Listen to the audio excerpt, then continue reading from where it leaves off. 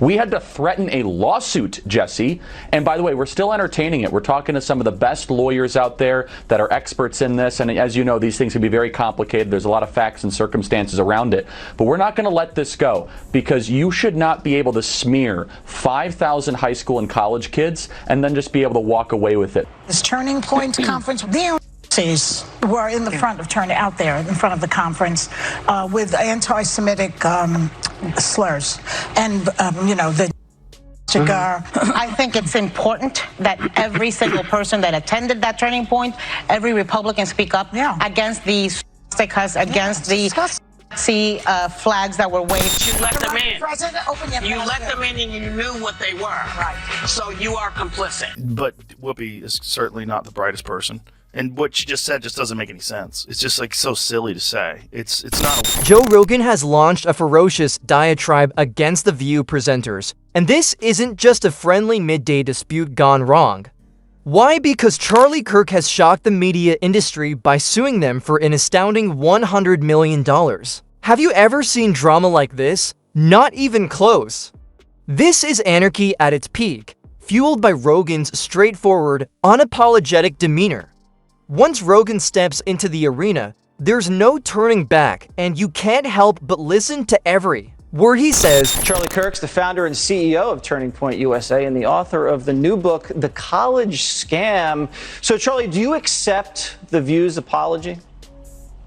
I mean, regardless of whether or not I accept it, the question is, do our students accept it? That's really what's at heart here. They went after our 5,000 students at our event there of high school and college kids. And look, I get attacked all the time. People say false things. I'm a public figure. But when you go after 16 and 17-year-olds that travel from across the country that then have to live for the rest of their life with a shadow over them because someone at ABC says that they might be linked to me.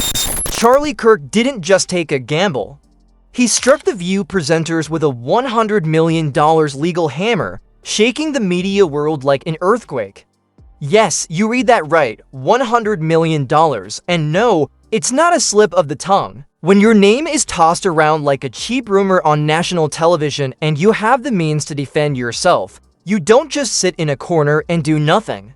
You go all in. Kirk isn't merely chasing the spotlight, he's making it clear he's ready to turn up the heat and start a financial fire. This case isn't about a heated disagreement that went too far. So, I mean, the View has to be, if you average out the View hosts, among the dumbest people on television.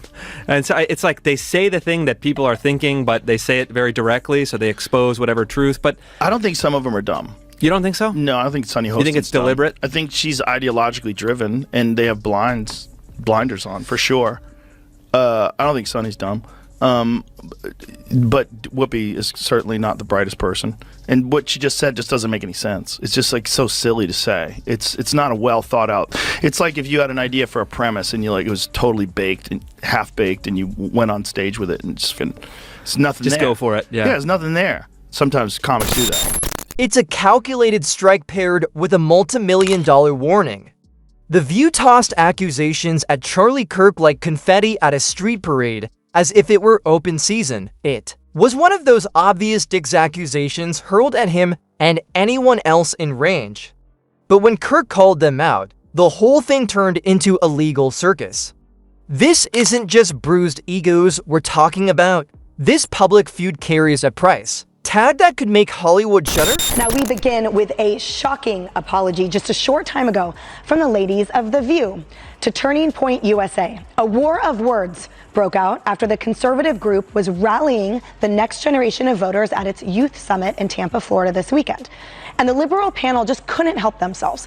The group sent a scathing cease and desist letter after hosts on The View suggested that Turning Point had embraced neo who showed up outside the event. The presenters on The View are now lost in their usual daily drama, clutching their pearls, and pretending this is just a minor misunderstanding over an innocent post, but it's not.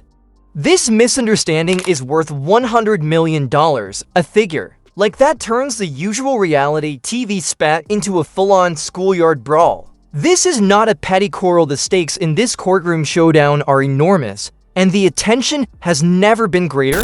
Do you see what Whoopi Goldberg said? What'd she say? Whoopi Goldberg said that Biden could arrest all the Republicans and put them in jail. You just need to see how unhinged this kind of thinking is. Well, you know what Joe Biden could do? Joe Biden, you have to see it because it's so on TV. crazy. She said on television.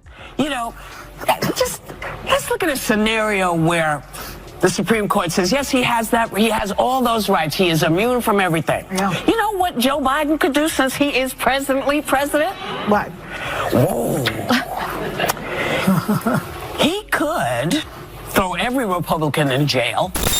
Then Joe Rogan steps in because no one else could turn an inferno into an even bigger firestorm. The man who transformed podcasting into a full contact sport decided to weigh, and without a hint of sarcasm.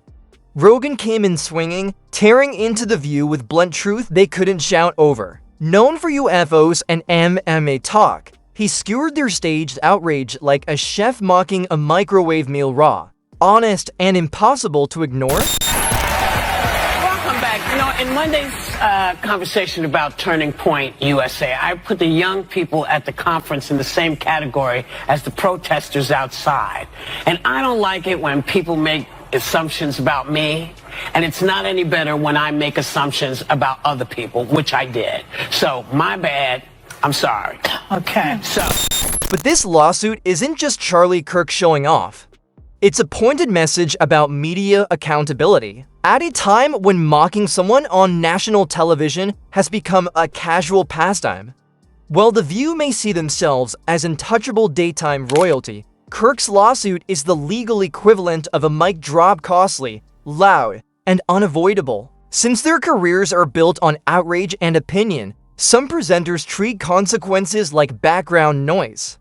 But a conservative powerhouse can afford to say, not this time, and that's because there are 100 million reasons to do so. Joe Rogan's commentary drives home the irony presenters who preach from a moral high ground that collapses the second a lawsuit lands. This is a major clash of front row seat to the modern media battlefield, where outrage is currency, lawsuits are weapons, and audiences are glued to the next explosion. Culture shift between right and left authoritarianism, and now people don't recognize that if you just stopped looking at it in terms of red and blue, look at the actions, whether it's war, suppression of free speech, pharmacological interventions that are mandatory, right. whatever it is, that used to all be associated with the authoritative right, the authoritarian right, and now those things are being embraced by the left. And I just think it's just an ideology thing, and I think we get confused and we think we're on the right side, and if it's our side that's saying this, for sure that's the right thing to do, and no one's critically thinking about this. Joe Rogan is the gateway drug for young men that thought they were Democrats to become MAGA. Joe Rogan is the bridge, and on that bridge they'll see RFK, they'll see Elon. The View hosts now face a crossfire they can't shout their way out of. Kirk's $100 million lawsuit and Rogan's relentless roast have stripped away their shield of selective outrage, turning fiery sound bites into courtroom evidence. Viewers see a daytime TV meltdown with a podcast star as referee and an unusual silence from the usually loud panel. I think the problem with that show is that show has this very specific ideological bubble in which they operate in, you know, and they always bring on a token conservative woman and they yell over her and silence her, and you know they did that with Meghan McCain, and they did that with what is that other blonde woman from Survivor? Do you remember her, Jamie? She was always yelling. I mean, it's a bizarre show. This isn't just a TV spat, it's a $100 million media brawl in a polarized America where insults are grenades and lawsuits precision strikes. Kirk versus The View is a gladiator match in the courtroom, proving that in today's outrage theater, money speaks louder than ratings.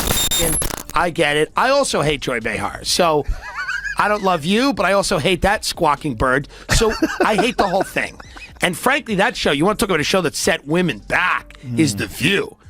You want to talk about that show, if the CIA is engineering, Antifa and fucking the Capitol riot, some crazy misogynist engineered The View, because there's nothing worse than The View. In terms of there are so many brilliant women out there, none of them are on The View. None of them have gone near the set of The View. I mean, they have brought in the lowest tier of the, what is it, the Y chromosome? No, double The X. Okay. Double X. They brought in the lowest of the double X's for that one. It's rough. But Charlie Kirk and other conservative figures are turning that outrage into legal ammunition. This is far more than a spat between two parties. It's a full-scale battle for control of public opinion with all the subtlety of a wrecking ball through glass. This saga is equal parts legal thriller, reality TV, and circus where news pretends to be entertainment and entertainment pretends to be news. One moment, it's a serious national issue.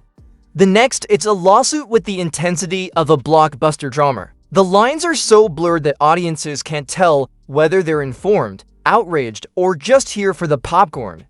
And the most unsettling part, they don't know what's real and what's just performance. The lawsuit, the accusations. Rogan's roasting, it's all part of a tightly choreographed media storm designed to keep viewers hooked.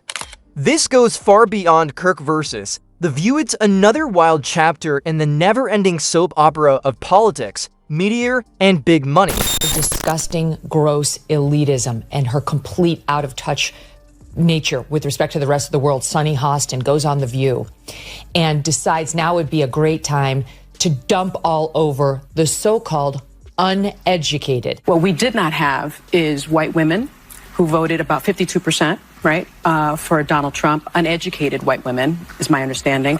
You have Latino men, actually, voting more for him. And you have, and black men was not the story. We're not the story here because they voted almost 80% for the vice president. Right. Just because you didn't go to college doesn't mean you're stupid, and it doesn't mean that you don't have wisdom. You can go to college and get a bunch of irrelevant facts about how men can allegedly give birth. What's next in this unpredictable storm? Honestly, anything is possible and it probably will happen. The View hosts might try to quietly settle because nothing says damage control like writing a massive check to make the fire go away. This could explode into a long, messy trial filled with tantrums, leaked secrets, and viral courtroom drama. The View thrives on chaos. Social media will keep the fire burning, and Rogan isn't backing down, turning this feud into a full-scale war. Did you watch the episode when Tulsi Gabbard got on to defend herself and Joy Behar starts panicking and going over her notes while Tulsi is refuting everything that she said? Yeah, I mean, Joy Behar, like, again, these people have dementia. These are people who, like, should not be allowed out of the house. They have a national platform. I mean, it is crazy. They have no idea. These people have never read, like, a book. And there's versions of it. In today's media climate where influencers and viral outrage have replaced traditional standards, this lawsuit is the perfect storm. One podcast clip can turn a case into a national sensation. One video can dominate the internet overnight. And one tweet can start a war. While the exact outcome is uncertain, one thing is clear: it won't be boring. This messy, high-stakes soap opera is as entertaining as it is chaotic. Millions are watching as The View's $100 million battle turns into a clash of egos, weaponized disputes, and blurred lines between news and entertainment. No one escapes unscathed. Kirk's legal team is ready, Rogan's mic is blazing, and karma is cashing in big.